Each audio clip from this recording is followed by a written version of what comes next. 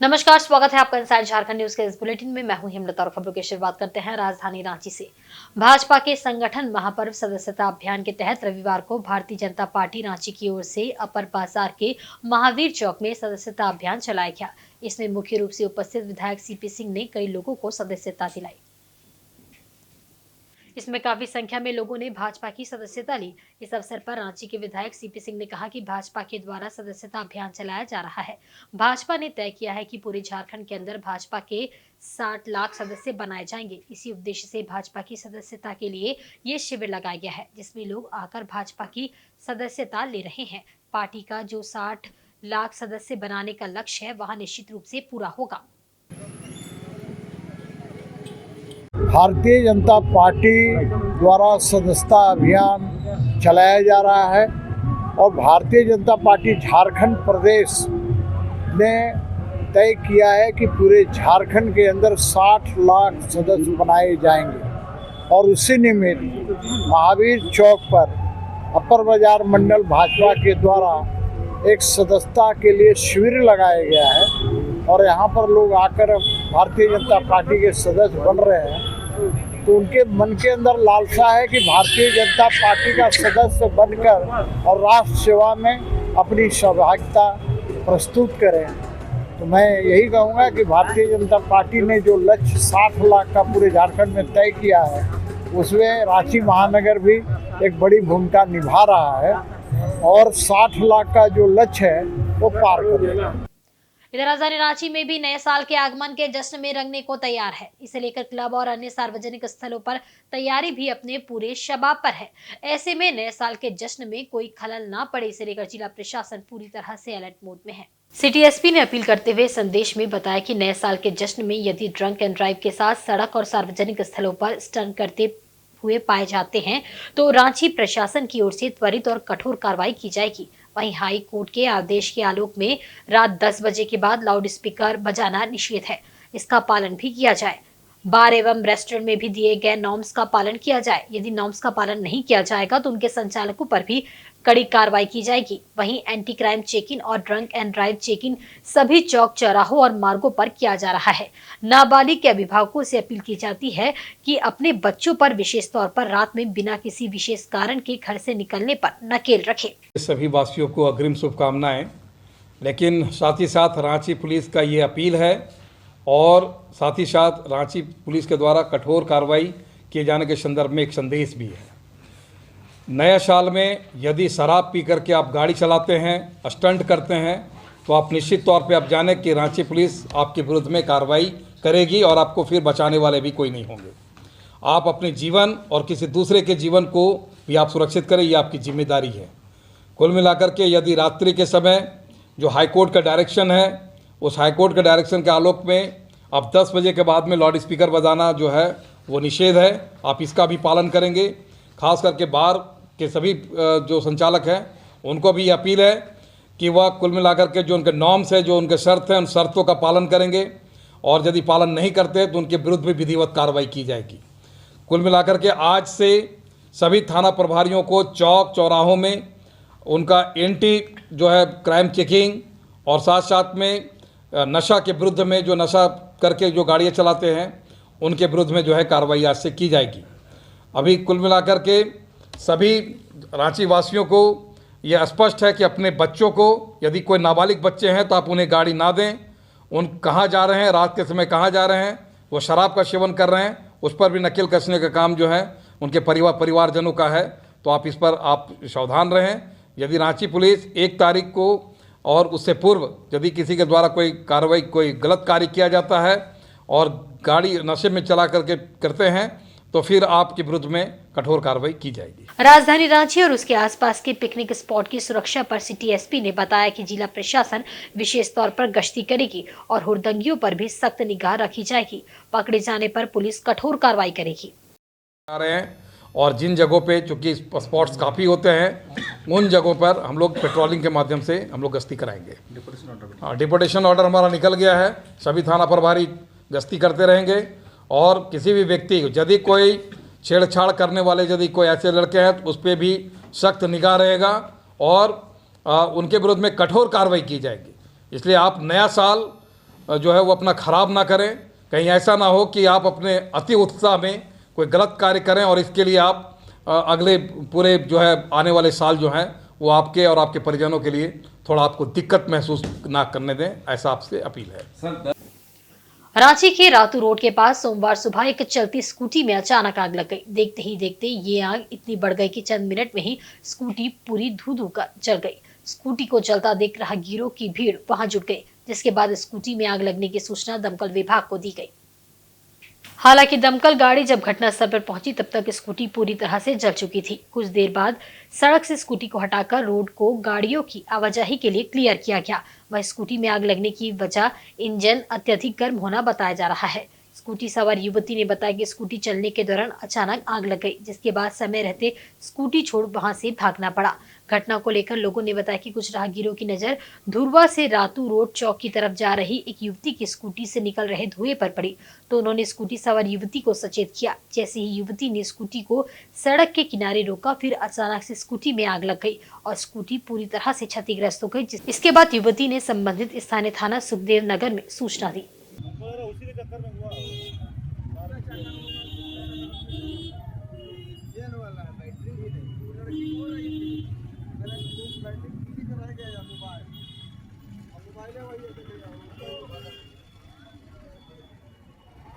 तो मोबाइल के चलते आग लग गया क्या? पैसे लगा, पैसे कैसा बैटरी उटरी फटा होगा, मोबाइल के चलते होगा, आवाज किया था बैटरी फटा होगा, और डिक्की के अंदर में था उसका मोबाइल।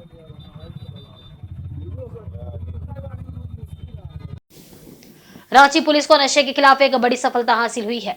दरअसल सुखदेव नगर थाना क्षेत्र से पुलिस ने ब्राउन शुगर और देसी पिस्तौल के साथ 2 युवकों को गिरफ्तार किया है। इसकी जानकारी रांची के नगर पुलिस अधीक्षक राजकुमार मेहता ने एक प्रेस कॉन्फ्रेंस में दी।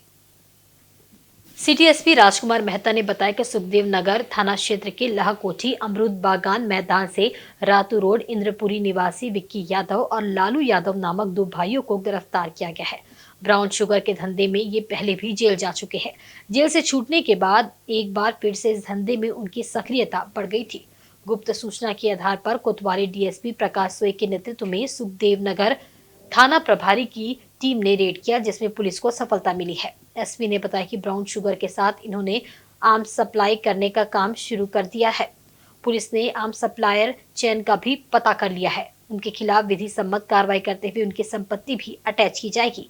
राजधानी रांची इलाके में नशे के कारोबार पर रोक लगाने के लिए कोतवाली डीएसपी के नेतृत्व में नारकोटिक्स टीम काम कर रही है। नगर पुलिस अधीक्षक ने सख्त निर्देश देते हुए कहा कि जो भी नशे के कारोबार से जुड़े हुए हैं वह जल्द से जल्द इस रास्ते को छोड़ दे, वरना पुलिस सख्त कार्रवाई करेगी। जैसा कि आप जानते हैं कि रांची के राजधानी क्षेत्र में ड्रग्स की खात्मा के लिए हमारा एक नारकोटिक्स एक टीम हमारी काम करती है, जो कि डीएसपी कोतवाली के अंदर काम करता है।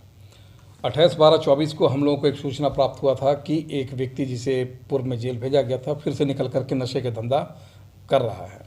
इसका सत्यापन कराया गया। सत्यापन के उपरांत ये पता चला कि सुखदेव नगर के बाबा हॉस्पिटल गली रोड में लालू यादव उर्फ हिमांशु यादव और उसका भाई सुशांत यादव उर्फ विक्की यादव, दोनों के पिता विक्रम यादव हैं, और यह पूरे फैमिली का जो है लगातार नशे के कारोबार करने का ही धंधा है।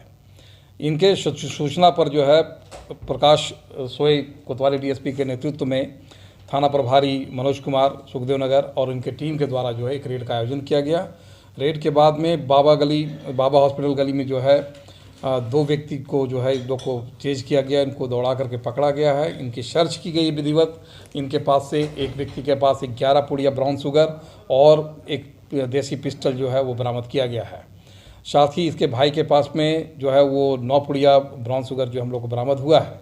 कुल मिलाकर के 1.20 और 0.70 मिलीग्राम जो है हम लोग को ब्राउन शुगर बरामद हुआ है। अभी जब इससे पता चला है कि इनका पूर्व में भी ये इसी धंधे में ये जेल गए हैं और जेल से ये बाहर निकल करके आए हैं, और अब इनके साथ एक कॉम्बिनेशन ये है कि लालू यादव और हिमांशु यादव जो हैं वह धंधे जो हैं अपने थोड़ा बदलाव किया है, और ये बदलाव करके अभी ये आर्म्स के धंधे में भी शामिल हुआ है। अभी इनके हथियार के साथ बरामद किया गया है और हथियार सप्लाई करने वाले चेन के ऊपर में कार्रवाई की जा रही है। अभी इनका खुलासा हम लोग नहीं कर सकते हैं, लेकिन जो सप्लाई करने वाला चेन है उसके बारे में पता चल गया है। अभी फ़िलहाल थाना प्रभारी और डीएसपी को एक टास्क दिया गया है कि चूँकि ये लगातार इस धंधे में काम कर रहे हैं, तो अब इनकी संपत्ति का भी जो है हम लोग पता कर रहे हैं, और अब इनकी संपत्ति जो अवैध रूप से कमाई की गई है वो सीआरपीसी के प्रावधानों के आलोक में अब इनकी संपत्ति अटैच करने का भी काम हम लोग करेंगे। दक्षिण अफ्रीका के कैमरून में फंसे झारखंड के 11 प्रवासी मजदूर रांची पहुंच चुके हैं। रांची के बिरसा मुंडा एयरपोर्ट पर श्रम विभाग के अधिकारियों ने इन प्रवासी मजदूरों का फूलमाला पहनाकर और अंग वस्त्र उड़ाकर स्वागत किया। अपने वतन वापस आने के बाद इन मजदूरों के चेहरे पर साफ तौर पर खुशी देखने को मिल रही थी। एयरपोर्ट पर बातचीत में प्रवासी मजदूरों ने झारखंड सरकार और केंद्र सरकार का आभार जताया। अपने राज्य वापस लौटने वालों में हजारीबाग के 7 और बोकारो व गिरिडीह जिले के 2 प्रवासी मजदूर शामिल हैं। इस मौके पर श्रम विभाग के ज्वाइंट कमिश्नर राजेश प्रसाद, सहायक कमिश्नर अविनाश कुमार कृष्ण, श्रम अधीक्षक समेत विभाग के अन्य पदाधिकारी भी बिरसा मुंडा एयरपोर्ट पर मौजूद थे। और यहाँ पर देख सकते हैं जो कैमरून से मजदूर वापस लौटे हैं उनका स्वागत किया जा रहा है।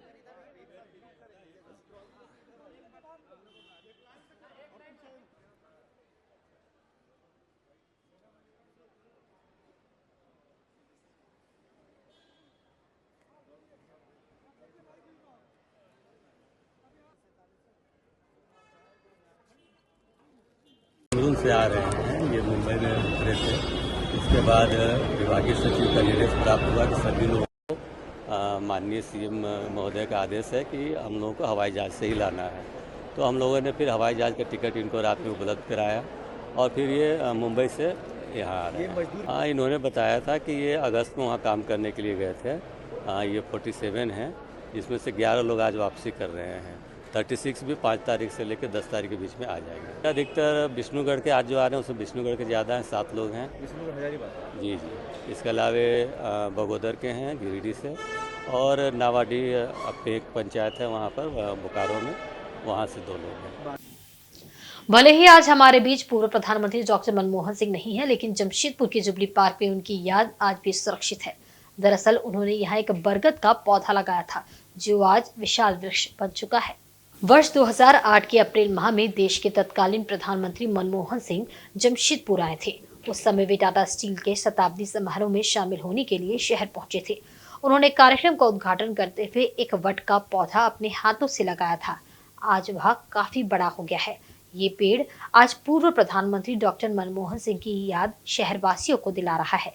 आज पूर्व प्रधानमंत्री डॉक्टर मनमोहन सिंह भले ही हम सबके बीच नहीं है, लेकिन शहरवासी उनके हाथों से लगाए गए इस पेड़ के पास पहुंचकर उन्हें याद कर रहे हैं। ये बरगद का पेड़ हमेशा पार्क आने वाले लोगों को डॉक्टर मनमोहन सिंह की याद दिलाता रहेगा।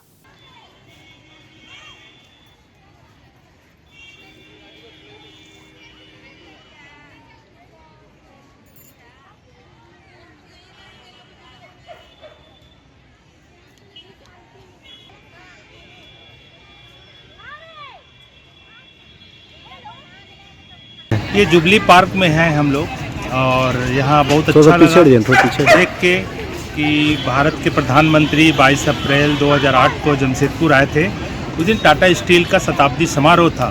संयोग से उस दिन के कार्यक्रम में हम लोग भी मौजूद थे एक नागरिक की हैसियत से, और ये डॉक्टर मनमोहन सिंह जी के लिए ये बहुत बड़ा यादगार है।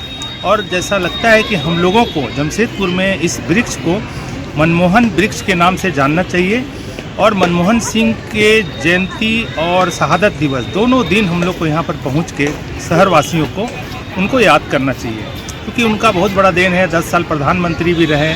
उनके प्रमुख कार्यों को अगर देखा जाए तो मनरेगा योजना, right to food act, right to education, फिर और भी कई ऐसे महत्वपूर्ण चीज़ हैं जिन्होंने वो हमारे देश के लिए दिए हैं। और भारत के रिजर्व बैंक के गवर्नर के रूप में भी बहुत अच्छा सेवा दिए हैं।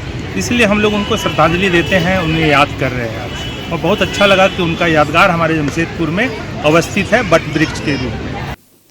चक्रधरपुर के शेरशाह स्टेडियम में इंटर डिविजनल क्रिकेट टूर्नामेंट का आयोजन किया जा रहा है। इसमें चक्रधरपुर रेल मंडल के 12 विभाग की टीम भाग ले रही है। ये टूर्नामेंट अगले 12 जनवरी तक चलेगा। जो टीम भाग ले रही है उनमें ऑपरेटिंग विभाग, स्टोर विभाग, अकाउंट्स विभाग, इंजीनियरिंग विभाग, S&T विभाग, कॉमर्शियल विभाग, मैकेनिकल विभाग, मेडिकल विभाग, इलेक्ट्रिकल विभाग, RPF, RSO और पर्सनल विभाग शामिल है। प्रत्येक दिन 2 मैच का आयोजन किया जा रहा है। 10 जनवरी को पहला सेमीफाइनल मैच खेला जाएगा, जबकि दूसरा सेमीफाइनल मैच 11 जनवरी को खेला जाएगा। रविवार को पहला मैच ऑपरेटिंग विभाग और इंजीनियरिंग विभाग के बीच खेला गया। इस मैच को ऑपरेटिंग विभाग की टीम ने 52 रनों से जीत लिया। वहीं दूसरा मैच मुकाबला मेडिकल विभाग पर्सनल विभाग के बीच खेला गया। इस मैच में पर्सनल की टीम ने मेडिकल विभाग को 30 रनों से हरा दिया। बल्लेबाजी करते हुए एसएनटी ने 92 रन जोड़े थे।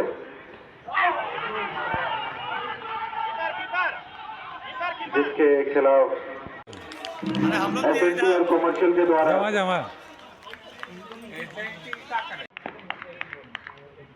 पीके दास अपनी 5वीं गेंद के साथ, और ये शॉट और ये 6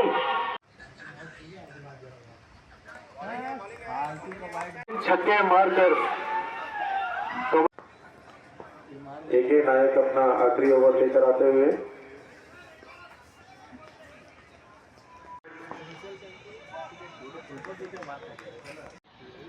ओवर की ये तीसरी गेंद।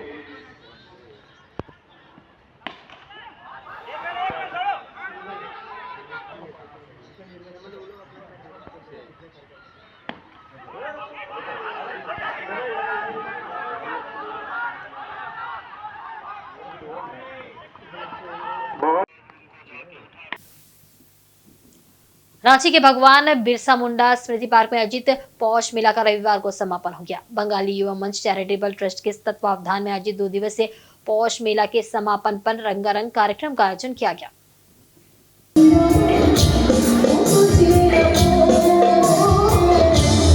इस मेला में 20 से अधिक हस्तशिल्प एवं बंगाली व्यंजन के स्टॉल लगाए गए थे। यहाँ लोगों ने बंगाली व्यंजन का खूब स्वाद चखा। पौष मेला के दूसरे दिन लोगों ने उत्साह के साथ आनंद लिया। शाम को सांस्कृतिक कार्यक्रम में मेला के समापन में कई भव्य रंगारंग कार्यक्रम प्रस्तुत किए गए। इंडियन आइडल फेम अर्पिता चक्रवर्ती ने अपनी शानदार प्रस्तुति से लोगों को मंत्रमुग्ध कर दिया।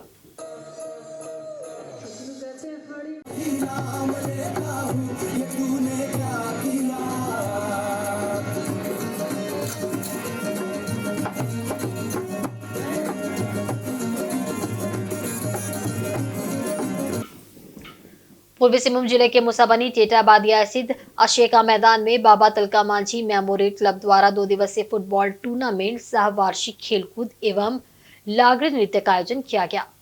फुटबॉल टूर्नामेंट में लगभग 16 टीमों ने भाग लिया। यहाँ लड़कों के लिए 1600 मीटर एवं 100 मीटर रेस, लड़कियों के लिए 800 मीटर रेस, महिलाओं के लिए चप्पल रेस, म्यूजिकल चेयर रेस समेत कई प्रकार के खेल का आयोजन रखा गया है।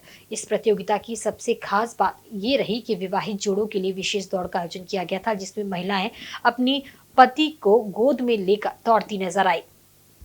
प्रतियोगिता में कई प्रतिभागियों ने भाग लिया। रविवार संध्या को पुरस्कार वितरण किया गया, जिसमें मुख्य अतिथि के रूप में बादिया राजस्व गांव के ग्राम प्रधान अर्जुन हेम्ब्रम एवं विशिष्ट अतिथि के रूप में नायक अर्जुन हेम्ब्रम, सनत सबर, टोला प्रधान आदि उपस्थित थे। मौके पर अतिथियों ने विजेताओं एवं उपविजेताओं के बीच पुरस्कार का वितरण किया। कमेटी द्वारा अलमारी, ड्रेसिंग टेबल तथा स्टील के बर्तन जैसे कई आकर्षक पुरस्कार महिलाओं को दिए गए।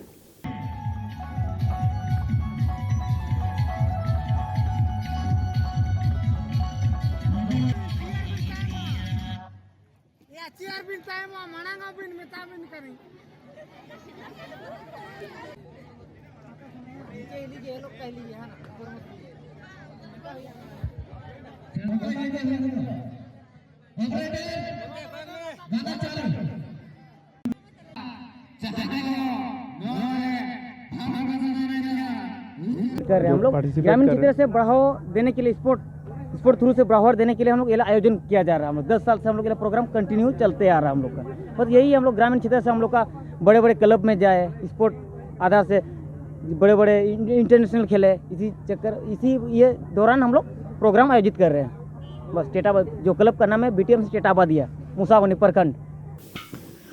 चक्रधरपुर के चैनपुर स्पोर्ट्स ग्राउंड में रविवार को 3 दिवसीय अरुण मेमोरियल क्रिकेट टूर्नामेंट का उद्घाटन किया गया। इस उद्घाटन समारोह में मुख्य अतिथि के रूप में समाज सेवी सिकंदर जामुदा और विशिष्ट अतिथि के रूप में दिनेश महतो मौजूद थे।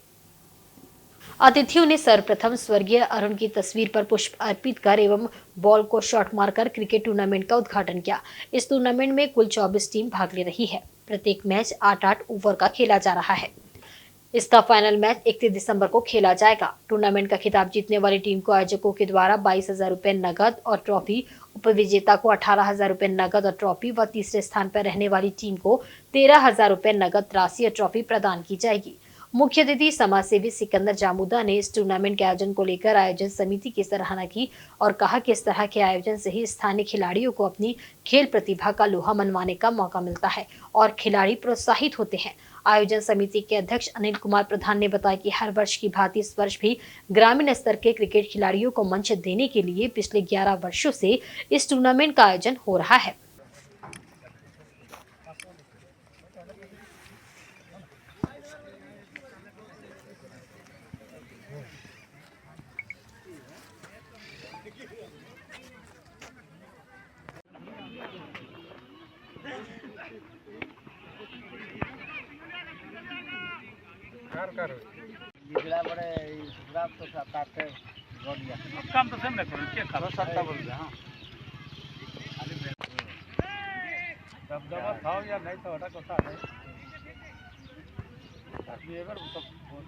आज ये हमारा 3 दिवसीय क्रिकेट टूर्नामेंट का पहला उद्घाटन मैच खेला जाएगा, जिसमें हमारे बीच मुख्य अतिथि के रूप में हमारे समाज सेवी सिकंदर जामुदा जी उपस्थित हुए हैं और साथ साथ समाज सेवी दिनेश महतो जी सह जगदीश प्रधान जी हमारे बीच उपस्थित हुए हैं। हम उनका इस कमेटी परिवार की ओर से हार्दिक अभिनंदन करते हैं।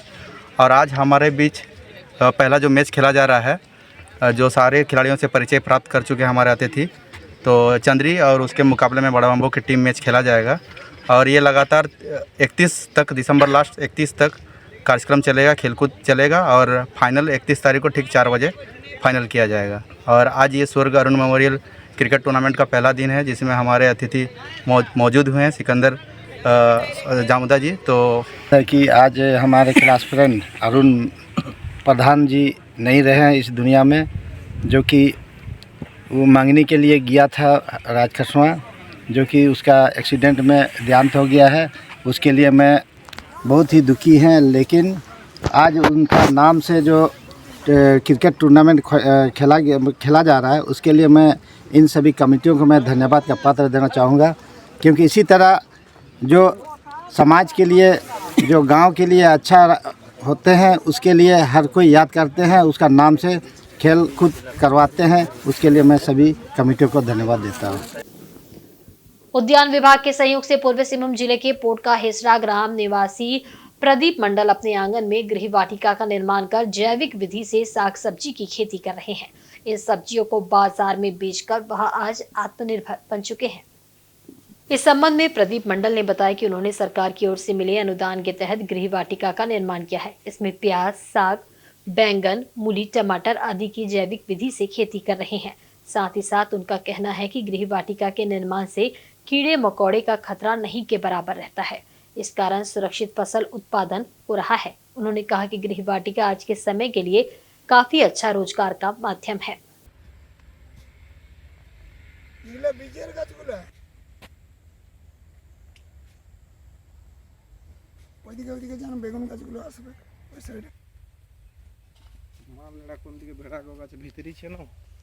मिला इसमें अपना तो खेती हो ही जाएगा, मतलब इसमें कीड़ा उड़ा नहीं लगेगा और पानी का भी मेरा बंदोबस्त है, सब हो ही रहा है। अब तो देख ही रहे कैसा हो रहा है। और इसमें हम लगाए हैं आपका प्याज, धनिया पत्ता, पालन साग, अच्छा टमाटो, बैगन, मूली, बहुत लाभ हो रहा है। बेकार खाद का हम बना रहे अपने के लिए, एक बूंद भी खाद नहीं डाले। और जमशेदपुर में मिथिला सांस्कृतिक परिषद द्वारा गुलमुरी स्थित विद्यापति भवन में वार्षिक विद्यापति कैलेंडर 2025 तथा पंचांग का लोकार्पण किया गया। इसमें मिथिला के सांस्कृतिक धरोहर को संजोने की कोशिश की गई। मौके पर कई लोगों को सम्मानित किया गया। मौके पर क्षेत्र की विधायक पूर्णिमा साहू, LBSM और घाटशिला कॉलेज के प्राचार्य समेत परिषद के तमाम पदाधिकारी और सदस्यगण उपस्थित थे। मालूम हो कि हर वर्ष के अंत और नव वर्ष के पूर्व परिषद अपना कैलेंडर सह पंचांग जारी करती है, ताकि समाज के लोगों को पूरे साल पर्व, त्योहार एवं विशेष तिथियों की जानकारी मिल सके और उसी के अनुसार सभी शुभ कार्य एवं अनुष्ठानों को संपन्न कर सके। कैलेंडर 6 पन्ना के छे और